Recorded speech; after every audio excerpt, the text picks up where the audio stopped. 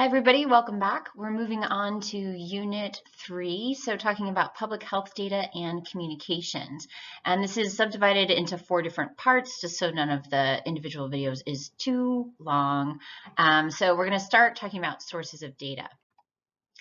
So in the textbook, the main sections in this chapter are scope of health communications and where data comes from. Then how do we measure the health of a population? How do we present health information and how is it perceived? How do people take this information and combine it to make decisions? And what are the 3 different models of decision making in healthcare in general? So I'm going to briefly talk on the scope of health communications, and then we're going to quickly move into sources of data or where data comes from.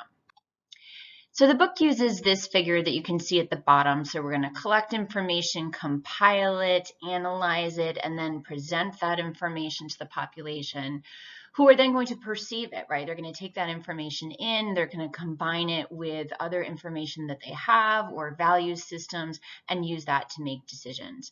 So I like the different boxes, but I also want you to think about the fact that those first 3 steps are really the things that public health workers do, right? Collect, compile, and present the data. And then the other 3, perceiving, combining, and utilizing, are the things that are done by the users, right? The population, or perhaps healthcare providers or other public healthcare workers. But they're kind of different populations that are doing those 3 different things.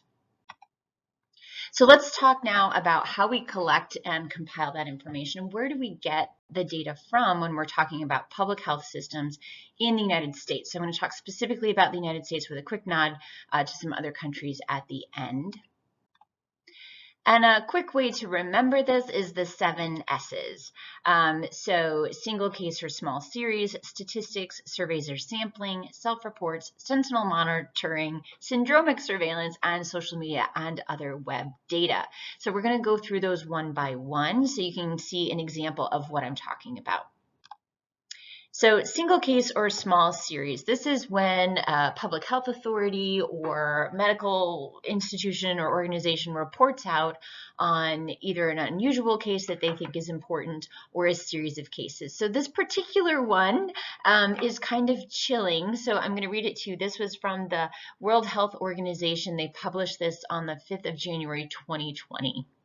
And they said on the 31st of December, 2019, the China country office was informed of cases of pneumonia of unknown etiology, right? They didn't know what was causing it in Wuhan City, China, right? So this was it. This was the beginning report that let us know that COVID was a thing.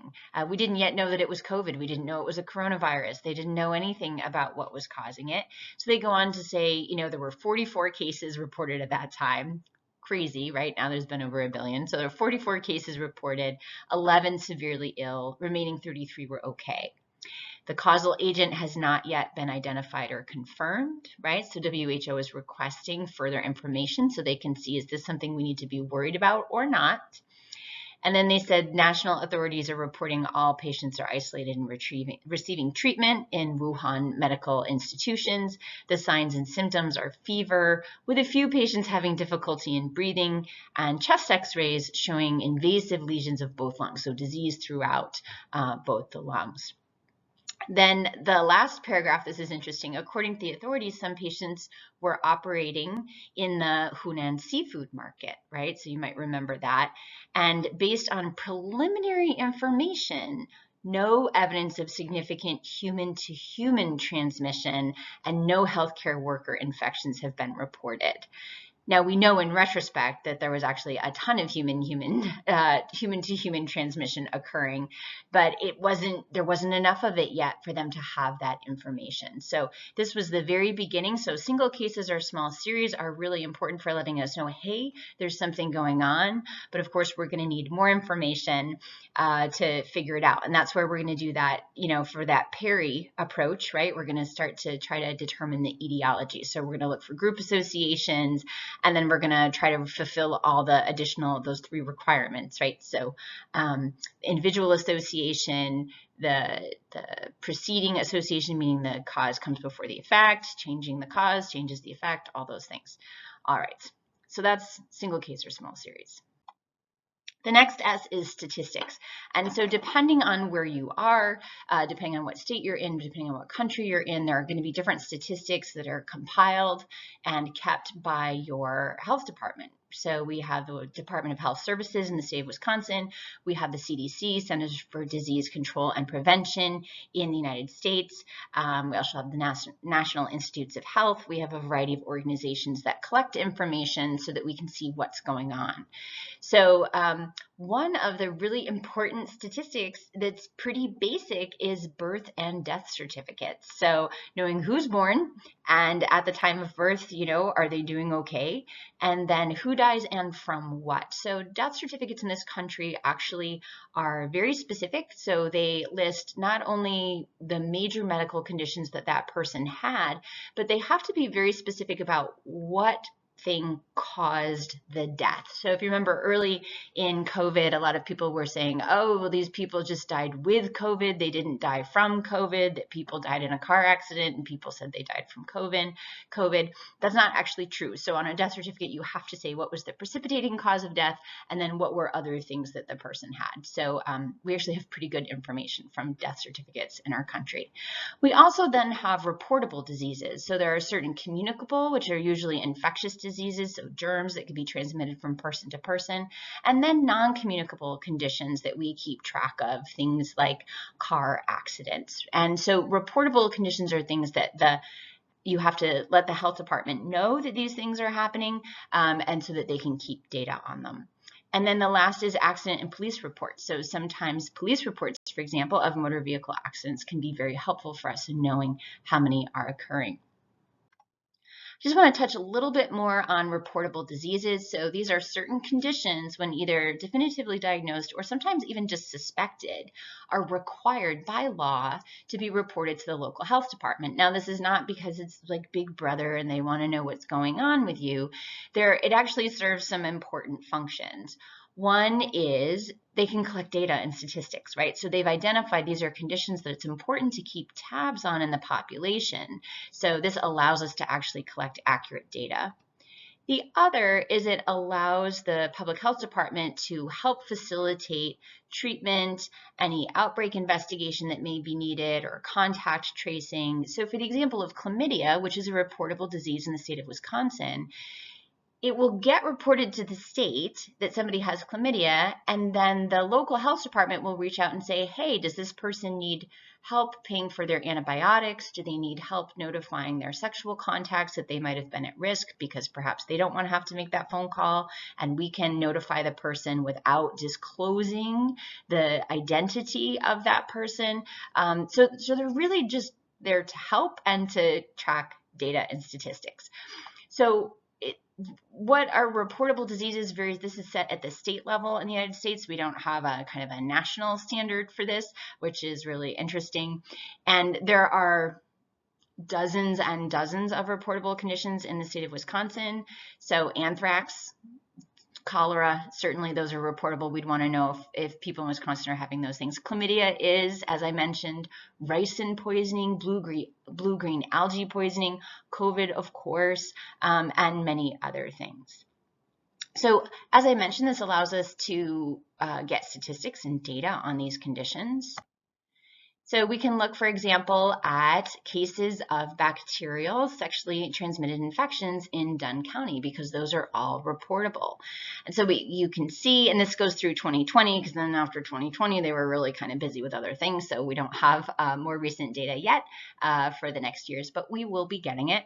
So you can see we saw kind of an increase in chlamydia cases over the 20 teens that seems to be coming back down a bit, and a definite increase in gonorrhea cases, and that we see very few syphilis cases. So this can be really helpful for public health to know, okay, what are the things we need to be worried about? What's going on with gonorrhea, right? What are things that we could potentially do something about to help improve the health of our population? So this is a bar graph, obviously, looking at rates of different conditions over time.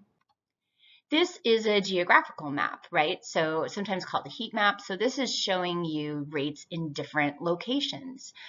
So when it's an infectious disease that you catch from other people, one of the major things that impacts your risk of getting that infection is how much of it is around you? So how likely are you to come in contact with somebody who has it? So you can see here from this graph, and let me get my little laser pointer here, that Minnesota is doing a bit better than we are. So these are incidence rates reported by a population per 100,000. So that should start to be feeling really familiar to you now. So we've controlled for the population of the different states. So Minnesota, 426 out of 100,000. And look at Wisconsin, 480. So we're not doing quite as well as our neighbor, but we're doing better than Illinois, right? And we're certainly doing better than a lot of the states in the Deep South, where we see much higher rates of chlamydia. So geographic representation is another way that we can show data that we have collected from these reportable diseases.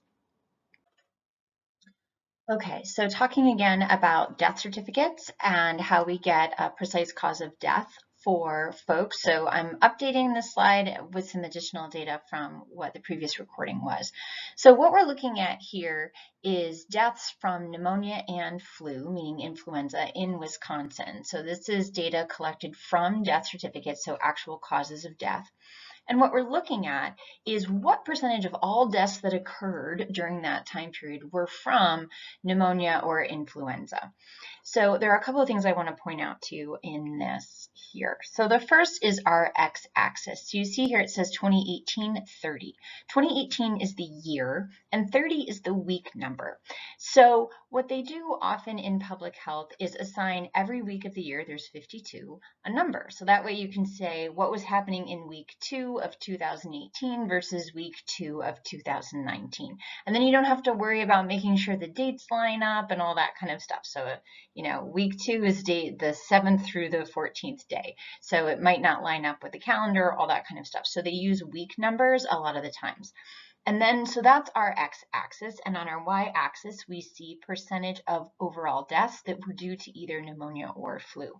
So the first thing that we can notice is that there's a seasonal variation normally in the percentage of deaths, of all deaths that are caused by these illnesses. So here we are. So you see this is week number 6. So that's mid-February usually, and then it gets better in the summer, and then it goes up again in the winter and down again in the summer. So that's a very typical pattern that we see because influenza and pneumonia are diseases that are more prevalent, more common in the winter time.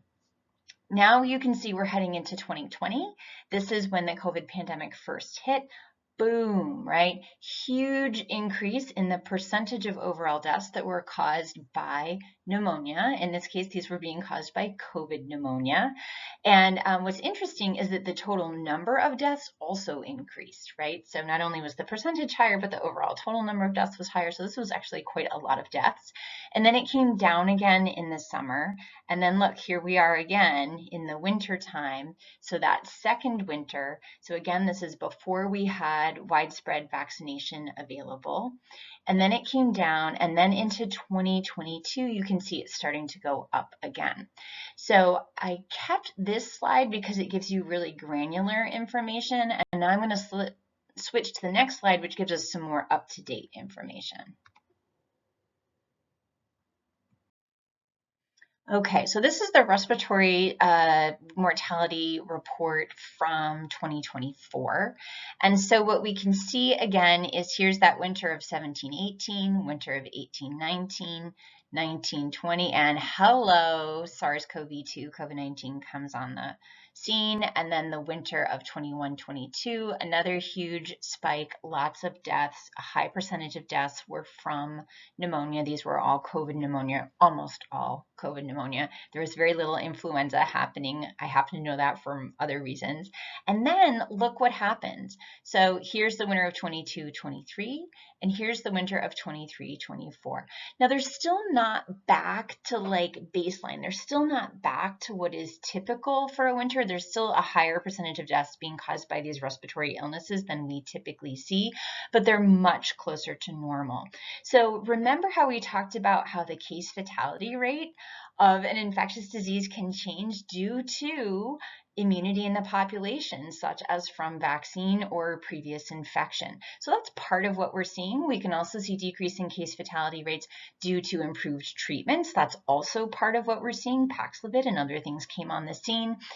The other thing, unfortunately, that we're seeing is that a lot of the people who would have died these winters from COVID already died the previous years. I'm not sure if I'm explaining that very well, but usually after a big pandemic where a lot of people die, usually in the years following that, your total death rates are lower than you would expect because the person who was going to die of a stroke in 4 months or who was going to die of influenza a year from then has already died during the pandemic. So, so most of the reason why these curves are smaller in the subsequent winters is good, but some of it is because, oh, those people were the excess deaths that we saw the previous years. A little morbid, I know, but it's death after all. That's what we're talking about. So the other thing that I want to talk about is when we're using data from vital statistics. So whether it's birth certificates, death certificates, whether it's chlamydia cases, whether it's police reports of motor vehicle accidents, one of the things that we want to do in public health is maintain the privacy of the individuals. We don't want to be outing anybody as having chlamydia or even COVID or even the fact that they died in a car accident where alcohol was involved. We want to keep that information private to them. It's really important to maintain privacy. So we don't want to be outing anyone. It's interesting, if you look back in the influenza epidemics in the early 1900s, they would publish who was infected in the newspaper, right? And they would tell you the name and the address and when they got infected. And we don't do that anymore. So we try to protect people's health information and maintain their privacy now. So let me show you an example of one of the ways that we do that. So back in December 2021, this is just a nice example, so I'm sticking with it. There were a cumulative total of 60 deaths due to COVID-19 reported in Dunn County. If you looked, however, at that data table, at the ages of the deaths that were reported, you would see, okay, 6 in people in their 50s, 11, 17, 15, 19, and if you add all of those up, that only comes to 58. So there's 2 deaths missing here. So you say, well, where are those 2 deaths, right? Did somebody make a mistake? Well, no, actually, those have been intentionally suppressed in order to protect privacy. So those deaths must have been in someone in their 20s or in their 30s or in their 40s or even younger. And it was such a rare event that public health officials felt that publishing that information, oh, this somebody in their 20s died of COVID on this day, right? Because remember, these are done by date. Somebody could look through the obituaries and see who it was, right? So they want to protect the privacy of that individual, so they suppress that information because it is potentially identifiable. So maintenance of privacy is actually super duper important, and we do a pretty good job of it most of the time. All right.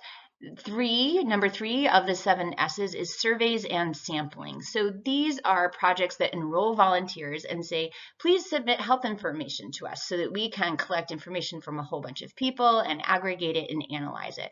So one example of a survey or sampling source of data is the National Health and Nutrition Survey. You might remember when we talked about prevalence rates of chlamydia, how many people are actually infected at any one given time. I talked about how there are teams of public health workers that go out and knock on people's doors and say basically, hello, I'm with this project from the federal government. Can I ask you some health questions, swab your vagina, get a urine sample, and draw your blood? And thankfully people say, yeah, sure. And so that gives us an idea of what's going on with the health of the population. We also have a similar project for people with cancer. So the SEER Cancer Registry is something that people can opt into and have their information shared on a national level so we can see what's going on with cancer in this country.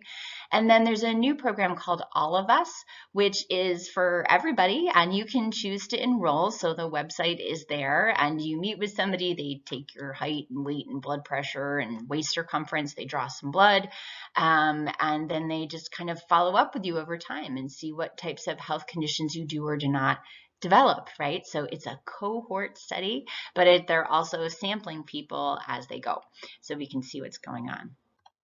Here's an example of data from the SEER project. So this is looking at all cancers in people in the United States, and that you can see clearly here that the older you get, right, the more cancers we see. Now you might wonder why then this starts to go down. And this is percent of new cases. So this is the percent of all the cancers that are diagnosed. And the big reason why we don't see a huge number here is not because your risk of cancer goes down as you age, it's because there are fewer people in those age groups who then can get diagnosed with cancer. So, but we can also see median age at diagnosis is 66. As we talked about before, health over the lifespan, different conditions are more common at different ages. This is also data from SEER. There's wonderful information here on their website. Maybe I'll have you go and play around on it a little bit. So this is looking at colorectal cancer, for example, and you can see over time the number of cases diagnosed from 1992 to 2020 has been declining, which is excellent. That means that some of actually our public health measures to prevent cancer are working, which is really exciting. And you can see that the number of deaths is also declining. Still, however, this 5-year relative survival rate, so of all the people diagnosed with colon cancer, the percent that are still alive 5 years later is only 65%. So this is still a highly fatal cancer. So this is another example of sampling as a way to generate statistics. The fourth S is sentinel monitoring. So sentinel as a word means like a lookout or a scout or a guard who is keeping watch, right? A sentinel is somebody who's like looking to see if something's going on, and if something happens, they sound the alarm, right? So in public health then, sentinel surveillance systems serve as early warning systems. They give us a report back on kind of what's happening out in the field. So the way we do this is certain locations will periodically test for certain conditions in patients, right? They may not otherwise have tested for that for a variety of reasons, but they're like, okay, well, we're going to do a certain number of tests for this condition in people with these symptoms every week or every month. And in fact, Student Health Services at Stout has traditionally participated in this for state Department of Health Services by sending 2 swabs every week during the fall to the state lab to see if they are positive for influenza. So, you know, colds are common and flu-like symptoms are common. So at some point in the year, those symptoms are more likely to be caused by influenza. And so the state wants to be able to pick that up. So then we know when flu is actually here and has arrived. This is what that data looks like. So this is 2022 data. So you can see here, if you look at the axes, the number of positive detections, and then this is important, percent positive. So of all those swabs of people with runny noses, sore throats, fevers, and cough, right, what percent of them actually came back positive for flu? So we can see that in early October, early to mid-October, less than 5% of people who were presenting with those types of symptoms had influenza as a cause. But heading into December, right, almost 30% of them, it was flu as the cause. So this is really useful information to get an idea of what's circulating and what's going around. So this is another example of sentinel monitoring or sentinel testing, looking to see how much of different viruses are in the state. This is, again, Wisconsin data. So instead of just looking at influenza and giving us a bar graph that shows how many of the different subtypes of influenza are testing positive by week, this particular graph is looking at several different types of viruses. So first, let me orient you to the axes. So again, we have week ending down here, and here's January. This is 2024, so this is the summer of 2024 over here. And way over here, this would be the fall of 2023. And you can see all the different colors and patterns are different types of viruses. So purple here is influenza. So here's influenza, right, peaking in the winter, and then there's very little influenza activity in the summer, which is very different from rhinovirus and enterovirus, this black dotted line. We see a lot of that in the fall, and then we see it again in the late spring. And that pattern is typical for rhinoviruses and enteroviruses. Those are the fall colds, the early summer colds. Same thing with parainfluenza virus, this yellowish dotted line. Again, you can see a blip in the fall and then a blip in late spring again. We can also see SARS-CoV-2 is here in green. So SARS-CoV-2 activity has been quite high, so pretty high, then came down in the spring, and then starting to go up again in the summer of 2024. So as our technology has improved, we have been able to test for more different types of respiratory viruses on our sentinel testing. That didn't used to be the case. Influenza used to be the only thing, but there's been actually huge advances in technology that allow us to rapidly assess for multiple different types of viruses, which has been really exciting. So that's just another example of sentinel monitoring or sentinel testing, where you're taking a certain proportion of the people who come in with runny noses, cough, sore throat, a certain number of those people, a certain percentage of those people get swabbed on the regular. Not everybody, okay? So this is not incidence data. This is just we're taking a small sampling of the population of people who are getting sick, and we're saying, well, what viruses are they coming back positive for? So that's sentinel testing or sentinel monitoring. The fifth S is self-reports, right? So we have a variety of systems where people can self-report that they're having certain symptoms or conditions. This can be really helpful, especially when we're looking for things that might be really rare. So it would be difficult to capture in a meaningful way through our other sources of data, just because this is casting a really, really wide net. Anybody can say, hey, this thing has happened. But it's really messy data because it's Joe Schmo is saying, hey, this thing happened and I think it's due to this. So it needs to be further evaluated and investigated. So one example of self-report data is VAERS. So VAERS is a vaccine adverse event reporting system. And this is raw information that is put in by patients, their families, or physicians too. It's not verified or validated in any way. It's just compiled and put up there. This is what people said happened. And so these conditions that people are reporting may or may not have anything to do with the vaccination. So there literally are reports in VAERS of, this person got their vaccine 2 days ago and then they were in a car accident. Right? The likelihood that the vaccine caused their car accident and their subsequent death is really, really low. But there's lots of things in there like that. And of course, people get cancer and heart attacks and strokes and things like that every single day. And sometimes it's due to their vaccine, and sometimes it was just going to happen anyway. So deaths are investigated by a team of public health experts. So anytime somebody reports a death to VAERS, a team of scientists go out and look at the death certificate if they can, if enough identifying information was given. They try to do some kind of detective work to figure out, is this a real thing? Because if it is, we want to know for sure. So this can serve as a really useful tool when it's used correctly, but unfortunately, it's often not very helpful because there's just a lot of noise in it. So for example, there was a news report of a 2-year-old baby who died within 6 days of taking the second shot of the Pfizer vaccine in clinical trials on children for the COVID vaccine. So this was published by an online news organization out of India, interestingly. And then, people kind of took this and said, oh my goodness, children are dying from this vaccine. And this was uploaded to VAERS, and that's where they got this information from.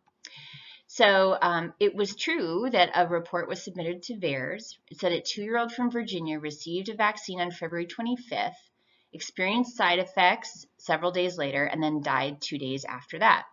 The report also claimed that the toddler had been hospitalized for 17 days, which they interpreted to mean that perhaps the baby was sick from the first shot, right? Because they were in the hospital before their second dose, and then they still gave them their second dose, right? As they say, but someone administered the second shot anyway.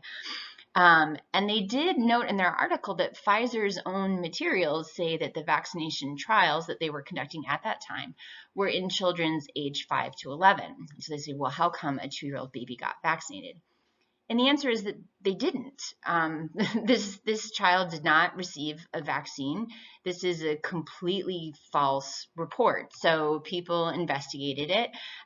There was a toddler in Virginia who died around that time, but it was from things completely unrelated to the vaccine, and they did not receive the vaccine. No 2-year-old in this country was receiving vaccine, even as part of a clinical trial during that time.